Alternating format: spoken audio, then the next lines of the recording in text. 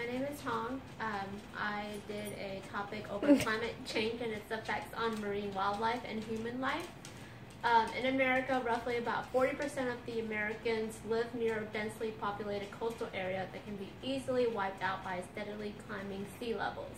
Since 1993, sea levels have been monitored by scientists who blames the dramatic increase in these levels due to global warming, the additional water derived from the melted ice caps on Earth, and the augmentation of seawater when it warms up. What are some risks that might be posed when marine wildlife is depleted or destroyed? What is the increased acidification of ocean and how it affects humans? How has population impeded the welfare of the marine wildlife? These are the questions that I would like to answer to you all today. The evolution of modern technology allows humans to transcend the human experience overall and fundamentally reshape how we live life. However, in the process, our advances created detrimental effects on other inhabitants of this planet. From all the species that occupy this planet, it seems like the marine dome suffers the most. Most marine species suffer from the nervous or digestive issues due to contaminants that are found in their living space.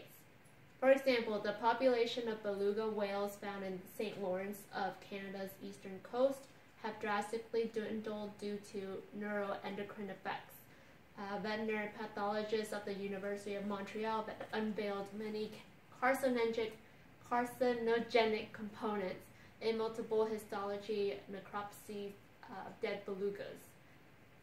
Another example is 260 million tons of plastic is the magic number of how much plastic humans produce annually. Most of these trash do not make it to the appropriate destination. Instead, they end up in the bellies of sea turtles that confuse these plastic for prey. Ingestions of plastics by marine animals can lead to digestive stoppage and may even lead to internal injury of the animals. From my personal experience, I have went to a trip in Vietnam to a city named Nha Trang, and they have trashes all over the beaches in this area. And this place is supposed to be known for its beautiful white beaches, blue waters, but there's trash everywhere. A lot of the locals, they don't seem to mind. They just think that this is something normal that is happening every day, and it's just an everyday thing.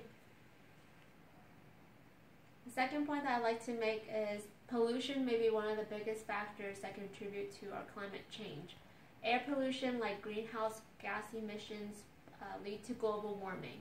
Therefore, climate change has great impact on the increase of melting ice caps at the poles. It's been reported that the ice caps in the Arctic region are melting so fast that the ocean in this region is beginning to display Atlantic Ocean's temperament. Climate change has also been a great indicator of shifts in weather patterns. Large storms are becoming more and more frequent and apparent as our planet approaches further into global warming. The Great Barrier Reef is suffering the most because of global warming.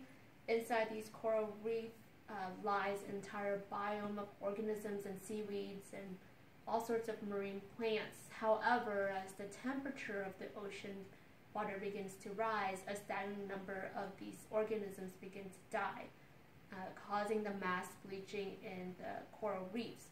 The reef itself isn't able to regain its strength within due time because the damages are done too quickly. Without the coral reef, many fish and marine animals will suffer greatly, as these are the homes of many of these animals. Not to mention there are some land animals that do live in this area as well. Not to mention the destruction of the Great Barrier Reef means that the future generation will never get to see one of the world's greatest wonders. Okay. Ocean acidification is one of the biggest side effects of global warming. It can impede the growth and the reproduction of many marine wildlife, not to mention the growth of humans as well. Without a healthy marine ecosystem, many societies whose livelihood and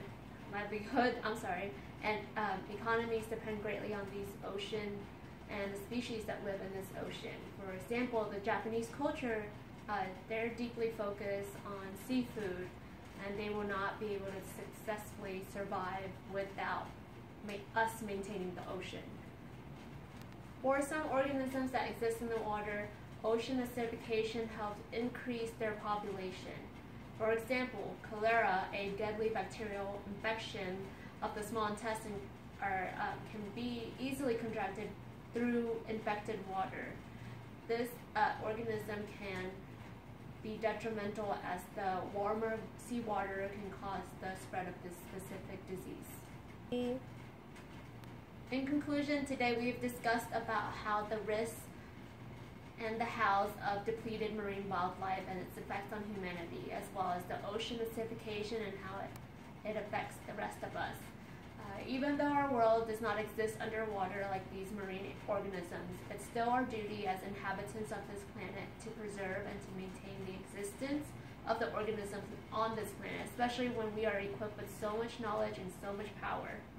Global warming and ocean acidification are contributions of humanity. We do not have to accept this fate when we can change our ways and be mindful of other living creatures that grace on this planet as well. As an individual of this planet, I think we need to be more mindful of our children's future as well as those who live among us.